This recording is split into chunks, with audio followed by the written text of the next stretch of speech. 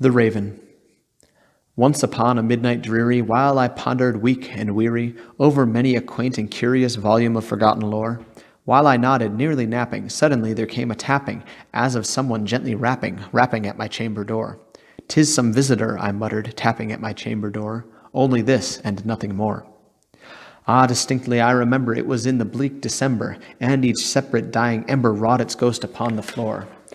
Eagerly I wished the morrow, vainly I had sought to borrow from my book surcease of sorrow, sorrow for the lost Lenore, for the rare and radiant maiden whom the angels name Lenore, nameless here for evermore.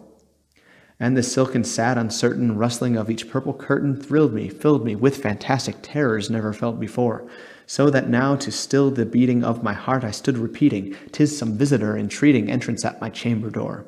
Some late visitor entreating entrance at my chamber door. This it is, and nothing more." Presently my soul grew stronger, hesitating then no longer. "Sir," said I, "or madam, truly your forgiveness I implore. But the fact is I was napping, and so gently you came rapping, and so faintly you came tapping at my chamber door, that I scarce was sure I heard you. Here I opened wide the door, darkness there, and nothing more." Deep into that darkness peering, long I stood there wondering, fearing, doubting, dreaming dreams no mortals ever dared to dream before. But the silence was unbroken, and the stillness gave no token, and the only word there spoken was the whispered word, "Lenore?" This I whispered, and an echo murmured back the word, "Lenore." Merely this, and nothing more. Back into the chamber turning, all my soul within me burning, soon again I heard a tapping somewhat louder than before. "Surely," said I, "surely that is something at my window lattice. Let me see then what thereat is, and this mystery explore. Let my heart be still a moment, and this mystery explore. 'Tis the wind, and nothing more."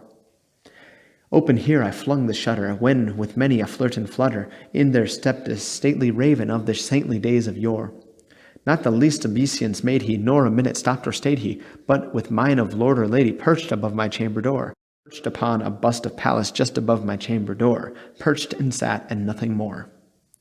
Then this ebony bird beguiling my sad fancy into smiling, by the grave and stern decorum of the countenance it wore, "Though thy crest be shorn and shaven, thou," I said, "art sure no craven, ghastly grim and ancient raven, wandering from the nightly shore. Tell me what thy lordly name is on the night's Plutonian shore."